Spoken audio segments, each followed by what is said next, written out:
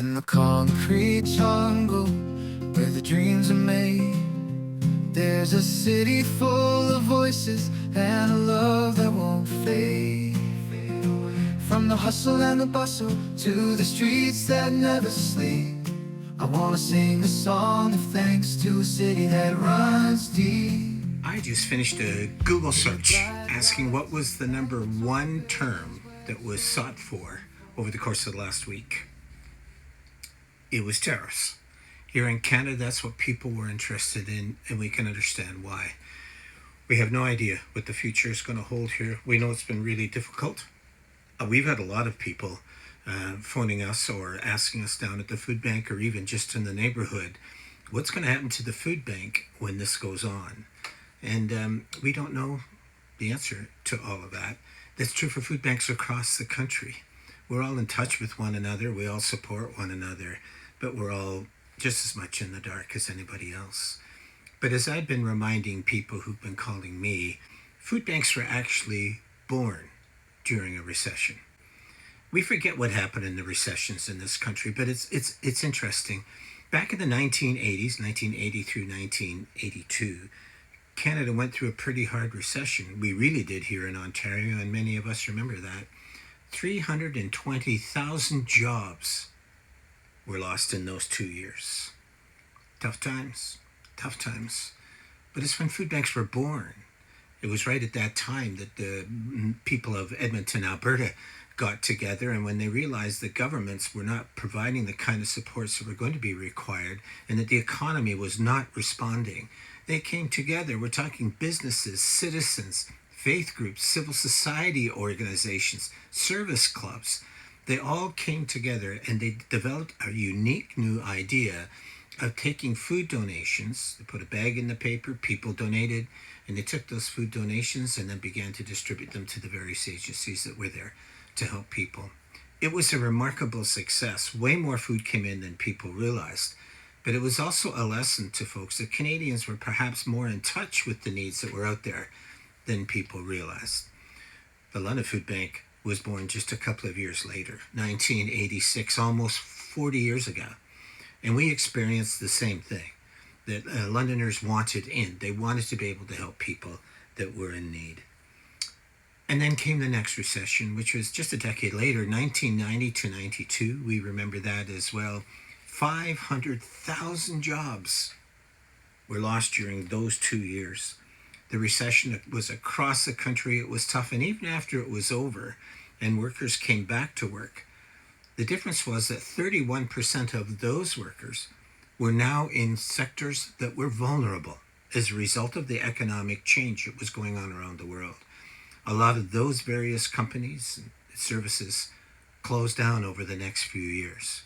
It was a tough time. And it became pretty clear during that time to us as food banks that things were not going to go back to the way that they were. You know, it wasn't just that governments weren't inclined to provide the supports that they used to. It was that fundamental sectors of our economy were busy shrinking, disappearing, and it wasn't going to be easy from that point on. And then, of course, you'll remember the Great Recession. That's 2008 and 2009. I remember it very well. I was an MP at the time, and it was terrible as we all got there together, not just in the Commons, in the Chamber, but also on committees, trying to work together to try to find ways in which we could help get shovels in the ground, keep people employed, keep the economy going, even though it was so bad, and it wasn't something that was caused by us. We did our best, and I will say that even during that time, food banks continued to step it up across the country. In fact, a number of new food banks started during that time, and especially in rural sectors. So what you had now was food banks again, this time in their third recession, in just 20 years. And they were stepping up, and the people of their various regions were stepping up to help people that were in need. 460,000 jobs were lost in that recession. They almost all came back. That's true, as the economy started to grow, but it didn't change the fact that people were feeling vulnerable. We just get through all of that, and we try getting back on track, and then the pandemic hit us, and we know what happened then. It was tough. 20% of Canadians lost their jobs during the pandemic. 20%. That was 3.4 million people. It's hard to imagine, but that's the way that it was. If it wasn't for government supports at all three different levels, it could have been really bad. It could have been bleak. And it wasn't clear whether those jobs would return and whether those people would get back to kind of a robust part, being a robust part of the Canadian society. The pandemic was hard. It was hard on all of us, but I've had to remind people that it was during that time that the food bank had more donations than it ever had before. It was during that time that we started new programs to assist people, like depots, working with the resource centers around the community. We started the homeless lunch program. There was a number of things that we started during that time because of the generosity of Londoners. So it was a hard time, yes, but the people of London continued to show up. It wasn't dissipating. They weren't kind of walking away. Even though they had so much in the last 3 decades that they'd had to face, they showed up once more. And now it's back again. Tough times. Tariffs. That search word on Google. That's what we're now facing. The Conference Board of Canada says that if nothing is cleared up within the next 6 months on this subject, 160,000 jobs across the country will be lost, perhaps permanently. Now we know that that's pretty tough. In Ontario, 33,000 jobs have been lost just in March alone in Ontario, our province. That's how hard it has been on us, and we know why. With the manufacturing sector, so many other things where jobs are so interconnected. Certain people are starting to lose work. Now we know that some have been laid off only temporarily as we wait to see what would happen. But there's other small and medium-sized businesses that have had to let their people go because people are not shopping. People are maybe not supporting local. People are not going out to eat. So as a result, people have been let go for good. Those people, because there's not a lot of supports for them, will be coming to the food bank. In fact, Jane was just telling me that last week our numbers had already begun to go up. That's what we can expect. Is Doug Ford right that there will be 500,000 jobs lost in Ontario if these tariffs continue for another year? I have no idea, but I would think it'd be pretty serious for sure, because it's the manufacturing sector that's being hit the hardest, and that's at the heartland of Ontario. That's right here in London and in southwestern Ontario. It's hard. It's hard, and what's the hardest thing about it is we didn't ask for it. We didn't go looking for it. It was imposed upon us, and people are going to lose homes. They're going to grow hungry. It's going to be really difficult for them, not through any fault of their own. And yet, while all this is going on, I would just remind you that London has always showed up, and it will do that again. I understand that this is the time of elbows up, and we all feel that, and we all want to be there. We love our country. We want to fight for it. We want to fight for its independence and its ability to make its own decisions and find its own way in the world.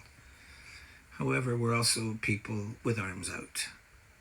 That's really important as well. We have a food drive starting just on Thursday of this week.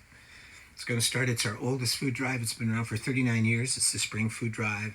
It's been so popular. It's been great for us as a food bank. And yet now it's happening at this time of tariffs. It's also happening during the time of an election. And often during election time, we've had a number of them in the time I've been at the food bank. The numbers of food drives during elections tend to go down as people remain preoccupied with other things. That's what Canada is. Canada can be tough. We know that. Canada can fight for itself. But the way it goes around is toughness. And what it does is it also cares for people that are vulnerable. And that's going to happen again here. These tariffs are going to be tough across the country, and they're going to be tough here in London, Ontario. But this week, people will have a chance again to give if they are able. And if they can't, there's nothing can be done about that. They're doing their best to feed their families, and we get it. But we've been through so many recessions. Now we've got the scars to prove all of those recessions we've been through. And in every single one of those, in spite of the fact that poverty grew after every one of those, in spite of the fact that food banks grew after every one of those recessions in the pandemic, here we are. People of London, Ontario, the organizations and the businesses of London, Ontario have continued to supply us with what's needed. We're helping 6,000 families a month. That's just at the food bank. We're helping 9% of London through the services that we help throughout the city. 9%. That number is about ready to go up, and we're ready to face some serious challenges. But we've been in these wars before. We feel a certain sense of confidence, even though we're uncertain as to what's going to happen, because the good people of London have always had our back. They just didn't have their elbows up when it was tough. They reached out. They reached out in ways that are unforgettable for those of us at the food bank. Food drive starts this week. Help if you can. And if you can't, put the elbows up and let's continue to fight for our country.